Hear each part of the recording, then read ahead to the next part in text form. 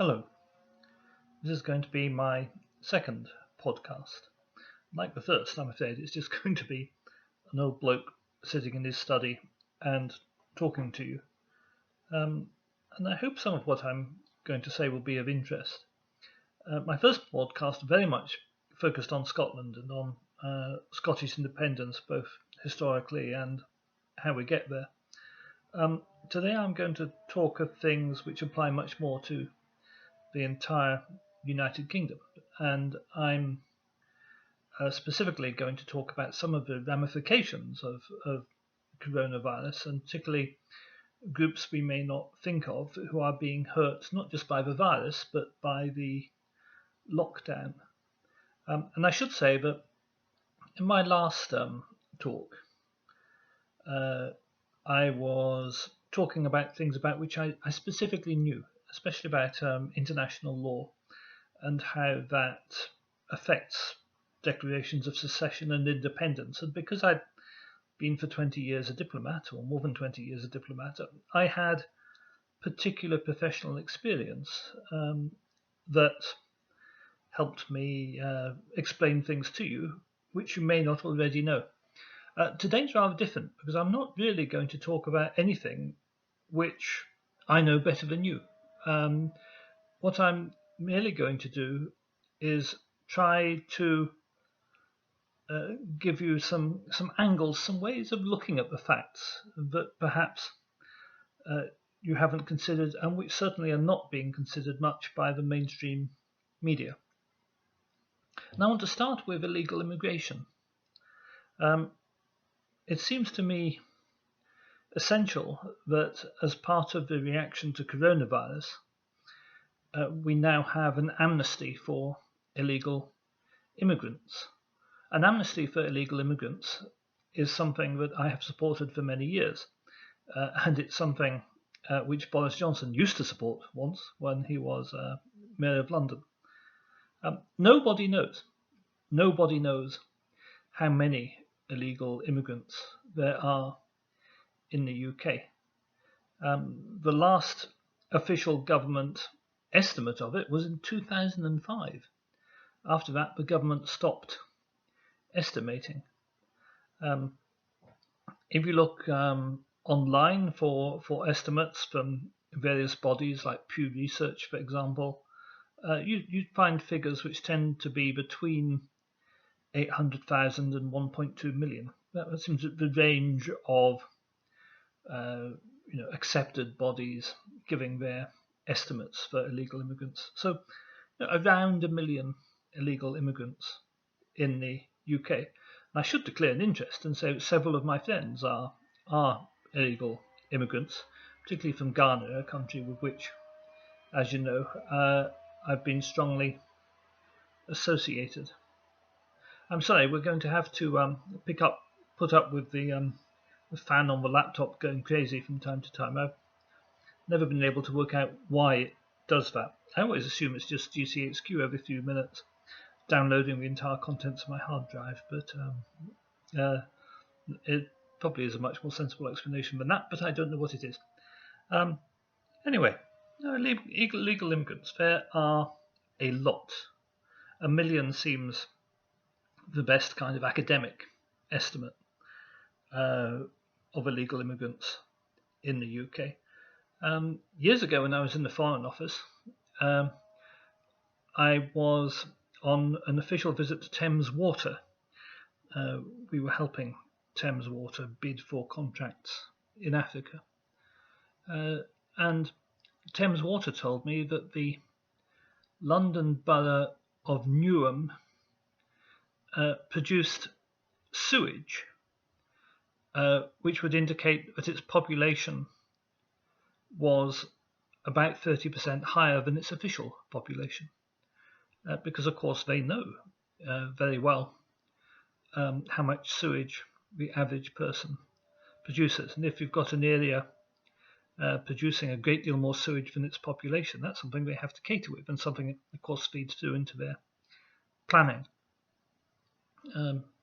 And I should say, for much the same area of London, a police officer told me that they really don't take much action on uninsured and untaxed vehicles because it's simply an impossibly large problem to tackle.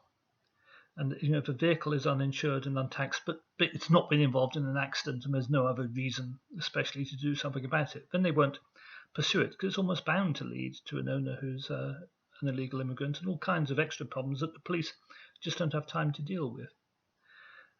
So there is a large difficulty of illegal immigration in the UK, focused on the major English conurbations, largely.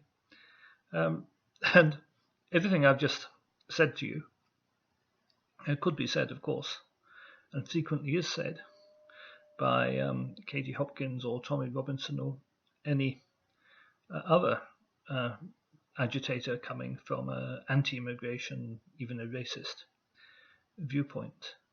That's not where I come from. I think, in fact, I know that illegal immigrants play a vital role in the UK economy. Perhaps not in the legal economy, but certainly in the black economy, which is quite a substantial part of the UK economy and enables a lot of legal businesses to keep going. By the nature of things, illegal immigrants tend to be employed in fairly menial jobs because it's hard for them. They don't have the paperwork to get jobs in well-qualified professions. Usually, there are exceptions, but very often they're working in kitchens. They're working scrubbing and cleaning, even in the NHS. There are quite a few agencies. In fact, though they're not supposed to, do have quite a lot of illegal immigrants employed. I used to know, many years ago, the cleaner who cleaned my office in the Foreign Office, who used to come clean around my desk, who was an agency employed illegal immigrant. And as I say, I still have a number of friends in London who are illegal immigrants. Life is very difficult for them now. You've got 1 million people there who have got problems. Now we have coronavirus. And if we leave out for the moment the illness aspect, they're just as likely as anyone else to be laid off from their jobs as even in fairly menial labour. Restaurants are closing, cleaning staff are being laid off.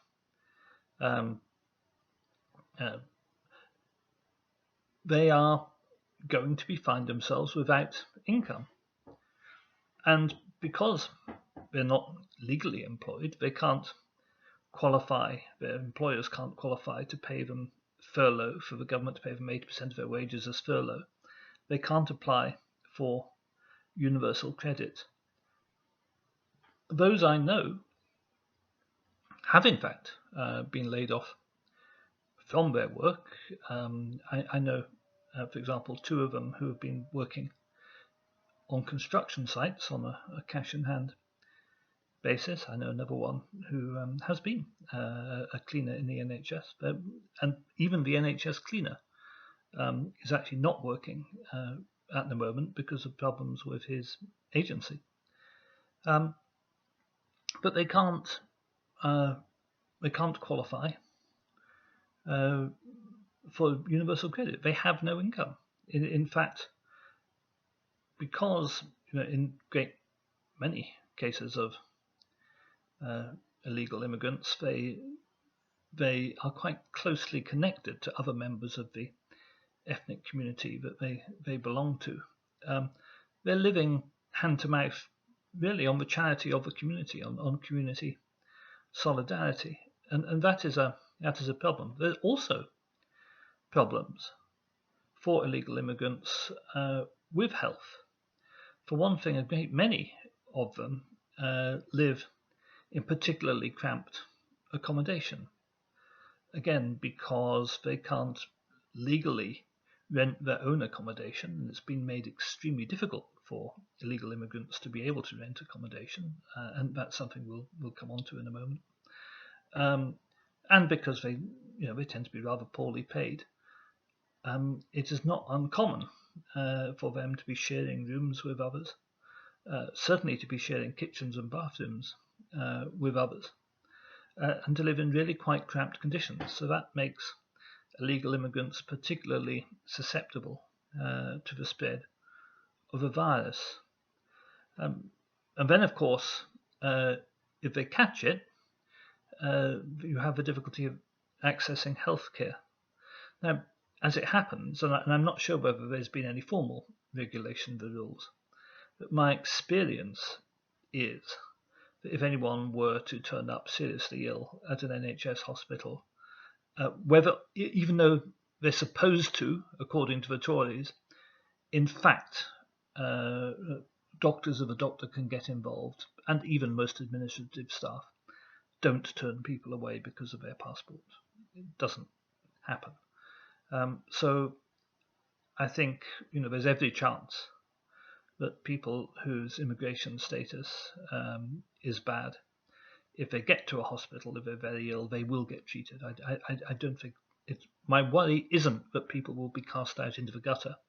My worry is much more that particularly ever since Theresa May's hostile environment policy, that people with a dodgy immigration status have more and more kept their heads down and tried to avoid any contact with authority, and that includes any contact with the NHS. My big worry is that people who are illegal immigrants won't go to the hospital until it's too late. Either they won't wish to go themselves, or also they may be under peer pressure from other people with whom they live, who are here illegally, who do not want the entire group to be discovered by contact with authority. So illegal immigrants in a particularly bad position.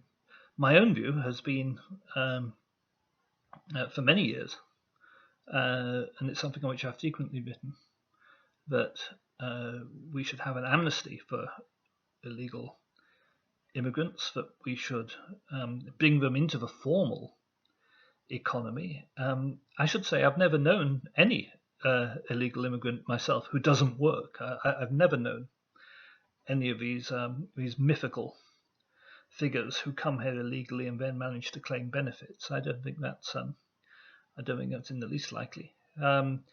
Vast majority of them are working productively. What we need to do is regularize their immigration status. We need to give them, at the moment, access to benefits so they can live through the coronavirus outbreak, so that they're not scared to get in touch with the health authorities if they need to, so that if necessary, something can be done about their living conditions, which may make them particularly liable to the spread of virus. I think this is the moment to grasp the nettle, because of course, once illegal immigrants become legal immigrants, they can pay tax, they can pay a full place in society and contribute to society. They already contribute through their labour, but they can contribute more fully and as full people with the rights and duties that go with being a proper part of our society. I also hope, perhaps, that this coronavirus epidemic will see the last of the absolute rubbish that's often spouted about immigrants being a strain on public services and a strain on the NHS. I'm sure you cannot fail to have noticed, as I have noticed, that the brave doctors who have so far died, almost every single one that I've seen, in fact, I believe everyone I've actually seen details of, who has died in the NHS working to help save patients, has been from the Black, Asian, Middle Eastern community. The idea that migrants are net drain on the NHS is absolute rubbish. It's always been rubbish, and I sincerely hope we won't hear that again. I want to digress now for a little bit to talk about the increasing hostile environment that immigrants have faced and the trouble that that causes all the rest of us, and the kind of change in society, the change in the feel of society which has come about over my lifetime. I moved recently. I moved within Edinburgh to a new address with my family a few months ago. And I was astonished by how difficult it was. I was amazed by how hard it was to register with with a new doctor here, with a local GP practice. I was even more amazed by how difficult it was to register little Cameron with the local school. Just the amount of paperwork you had to produce. We had to produce Cameron's passport and birth certificate, and we had to produce a council tax bill for this property. And very much exactly the same kind of documentation provided to register with your GP, all of which is a reasonably recent innovation. Certainly when I was a young adult, if you wanted to register with a GP, you just went in, you filled in a form with your name and address, you handed it in, and you were registered. Why this recent change? And of course, the main reason is that it is an anti-immigration measure. The reason why you have to go to huge lengths to prove who you are and where you live and your citizenship, even to people like your local GP practice or your local school, is to discourage people from applying whose immigration status is not settled. For me, that's very wrong. A child needs educating, whatever the status of their parents. And it doesn't affect only people whose immigration status is dubious. And remember, there can be people who have difficulty proving their immigration status who actually have every right to be here, as the Windrush scandal should remind us.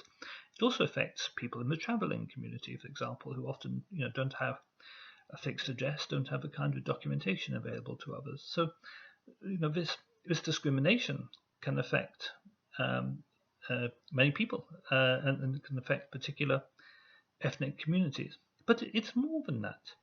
As I say, a school is not educating a passport. A school is not educating a birth certificate. A school is not educating a council tax bill.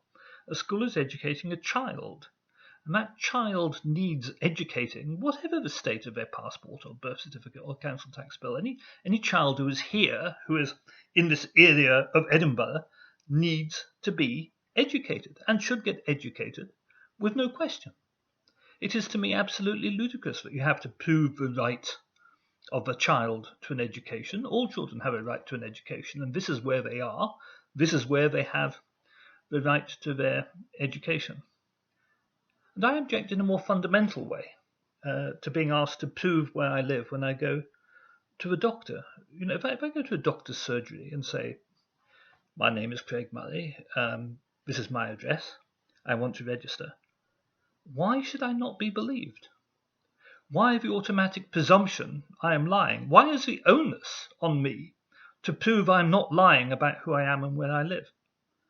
Why does society, and government in particular, not take it on trust that you are telling the truth unless there's reason to believe otherwise, as opposed to taking it for granted that you are lying unless you can prove the opposite?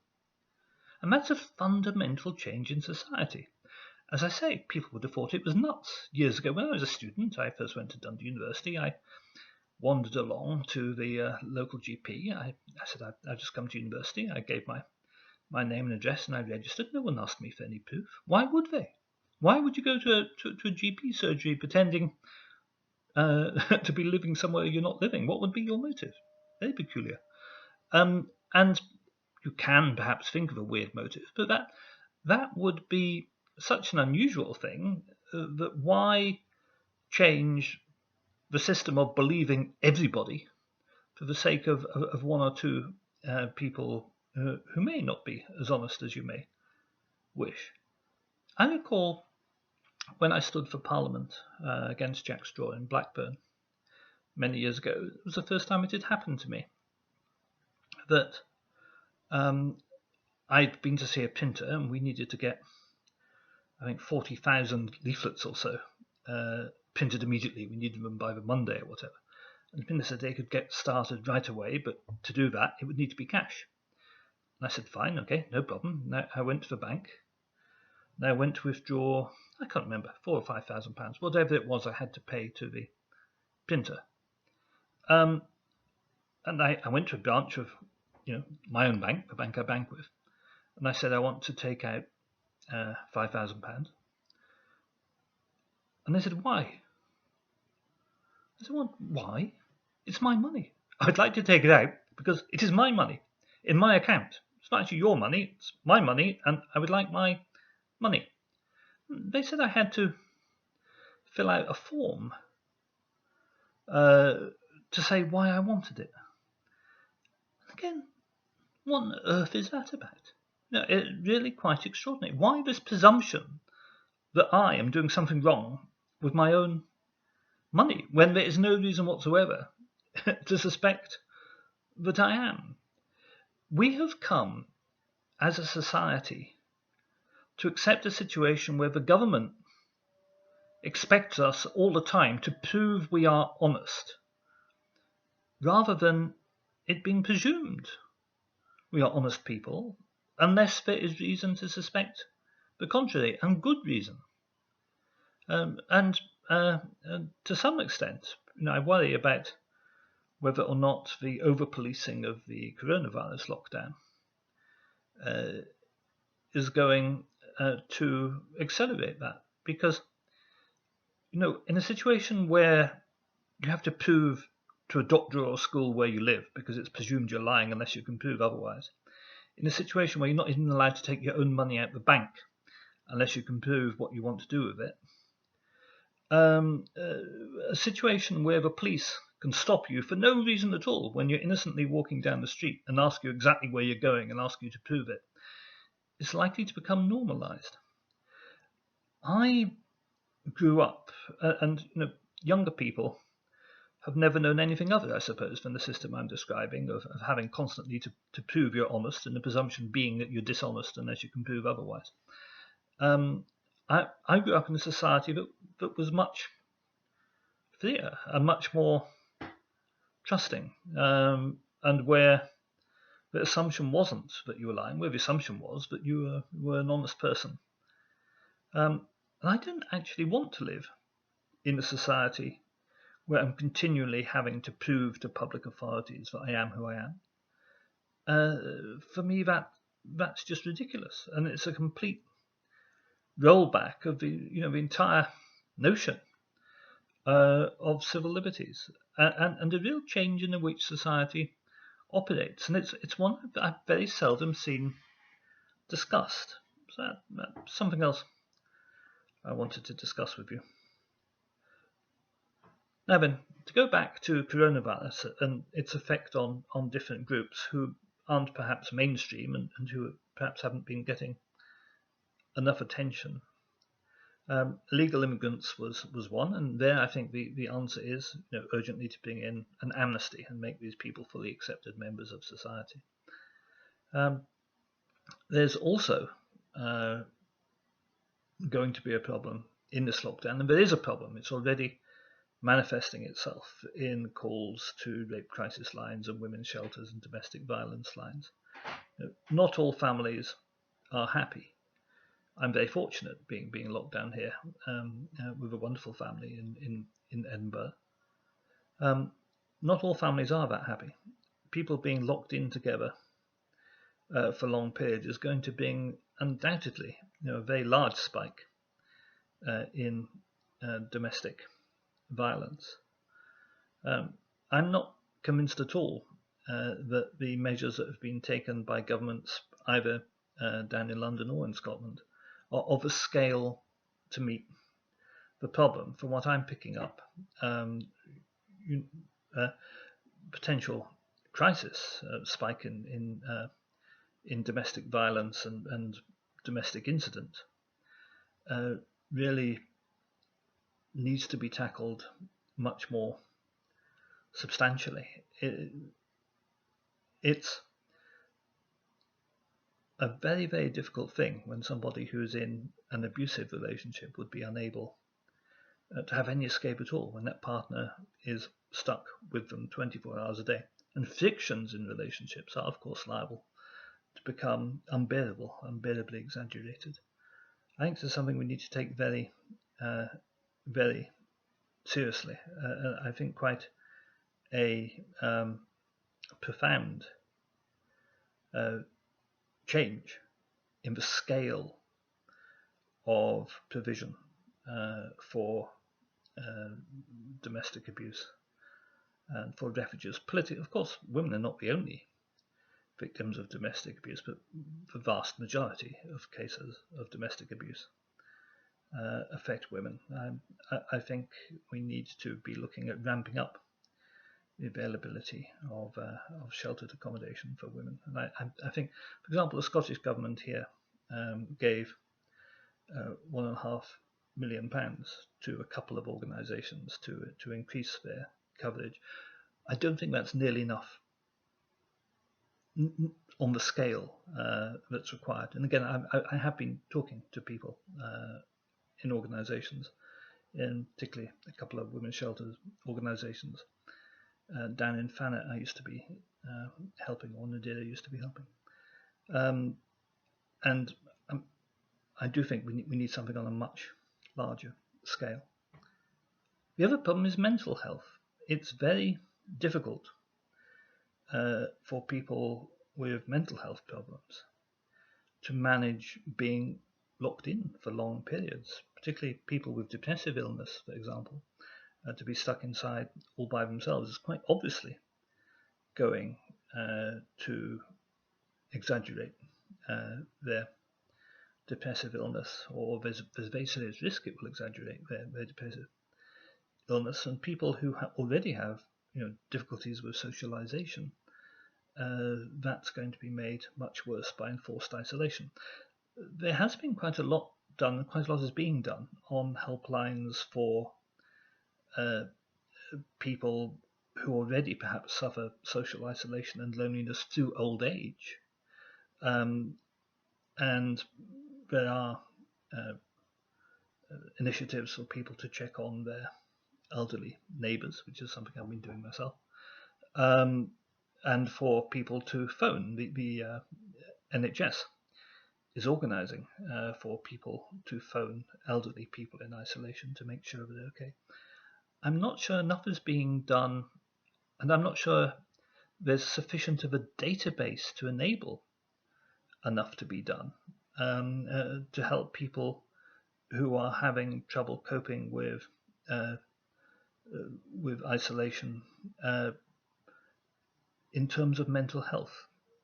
And I should say, I myself suffer from bipolar illness, as I know, as I've written about on my blog, and I know many of you are aware. I manage my own condition mostly by being extremely active. One of the common effects of being bipolar is that you do have much of the time, unless you're in a depressive period, a great deal more energy than the normal run of people in some ways. I've always managed my bipolar largely by being extremely busy, by filling all hours of the day and by dashing all over the country, all over the world, organising things, meeting people, researching things. For someone with bipolar like myself, to be stuck in the house is actually quite hard. I'm perfectly okay. Please don't get worried for me. I am perfectly okay. But there are other people whom I can tell would be having more difficulty than I in managing the problem. And there are people, particularly with depressive illness, and again, it's anecdotal, it's friends I'm talking to and that kind of thing, who aren't enjoying the lockdown at all. And finally, there's a real concern as to how we get out of the lockdown. There's going to be almost certainly a tailing off in infection rates and a tailing off in the number of deaths over the next 3-4 weeks of continued lockdown.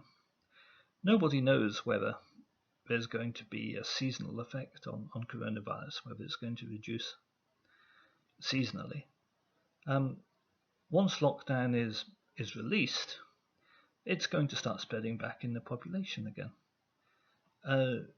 In the absence of widespread testing and contact tracing, I don't see any reason to believe that's going to be sufficiently widespread and available to be operating in a month's time.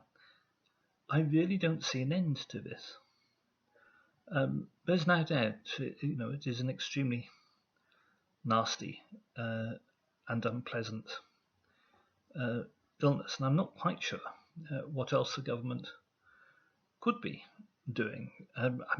We can all see things it ought to have done. It ought to have ramped up testing quicker. It ought to have had more PPE. It ought to have done more contact tracing. It should never have flirted with herd immunity. It ought to have had more ventilation, more ventilators in stock. It is astonishing to me that we are prepared to spend over £200 billion on a Trident missile system designed to protect us against a military scenario which nobody can actually quite explain what it is. But spend over £220 billion on that. But a global pandemic of flu or coronavirus or whatever, but a global pandemic which is a much more likely thing to happen, and which does happen every 50 years or so historically, we weren't prepared to spend even a few million, let alone 220 billion, in having big reserve stocks of PPE, of oxygen, of ventilators, of protective equipment. Our willingness to spend money against military contingencies, I think, is revealed as completely crazy in terms of what are the actual genuine threats to human life that we face. And that's one lesson I hope we're going to take out of this. I'm not sure how we come out of lockdown. I can see the danger of a cycle of, coming out of lockdown, then it starts to spread again, then we go back into lockdown, then we come out again. I can see that spreading some way ahead if there's no development of a vaccine. And please, as I say, I have no more knowledge than you. I don't pretend to any more knowledge than you. What I do worry about is what the future will look like in terms of what kind of economy will come out of this. The real danger is that an awful lot of small and medium enterprises and even some large enterprises will collapse. My guess is, I should say, that for the music festivals we run, I've been trying to access the government's COVID loans for small and medium enterprises, with no success whatsoever. They seem almost impossible to obtain, and that seems to be the universal experience. The last time I saw a statistic, which was a few days ago, they'd given out, I think, 1,000 loans out of 700,000 applications. I'm not sure it's getting an awful lot better than that. An awful lot of businesses are going to the wall, and I think we're going to see predatory capitalism. I think we're going to see hedge funds swooping in. I think we're going to see banks taking over the assets of the businesses, and the bankers, of course, aren't losing. The bankers are guaranteed their interest by the government for the loans. The difficulty is we're going to see just more debt owed to the banks, more debt owed to the financiers to be paid by the taxpayer. We're going to see another decade of austerity follow on, as public spending, we're told, has to be slashed in order to be able to meet the debts that have been run off. And we're going to see hedge funds and banks hoovering up the assets of companies that have gone bust as a result of that. The financiers will not lose again. I think an awful lot of work needs to be done on the kind of society we want to see coming out of the coronavirus outbreak and how we stop that happening. That may involve really quite a fundamental change to the economic model and an awful lot more of communitarian ownership, be that state ownership or worker ownership. But we have to protect ourselves from the predatory capitalism, from a vulture capitalism that is going to try to swoop in on the results of this virus. Anyway, those were my thoughts today. I'd like to finally say that no, these podcasts are certainly not going to replace my writing, and that quite a few of the things I've said today would have been said in a much more refined way and perhaps better thought through and certainly more logically set out had I written them down. But I'm not actually intending to replace writing by these podcasts. I hope to keep up pretty well the same written output I already did. This is simply to enable me to chat with you about wider issues, because had I written down what I've talked with today, and had I researched it properly in the way I research my written pieces, and had I refined my writing properly, that would have taken me probably 10 hours, whereas to chat about it with you has taken me 40 minutes. I appreciate that the result of my 10 hours would have given you something you could read in 5 minutes, whereas it's taking you 40 minutes to listen to me. But there's only one of me, and I have a limited number of hours in the day, and I'm researching and getting ready to put down on paper my next piece, which is about the amazing extent of cyber activity, of integrity initiative style activity, much of it actually the integrity initiative and the Institute of Statecraft, around the Alex Salmond case. Anyway, well, thank you very much for listening, those of you who are still with me. I'm off to have my first Lagavulin of the evening. Thank you.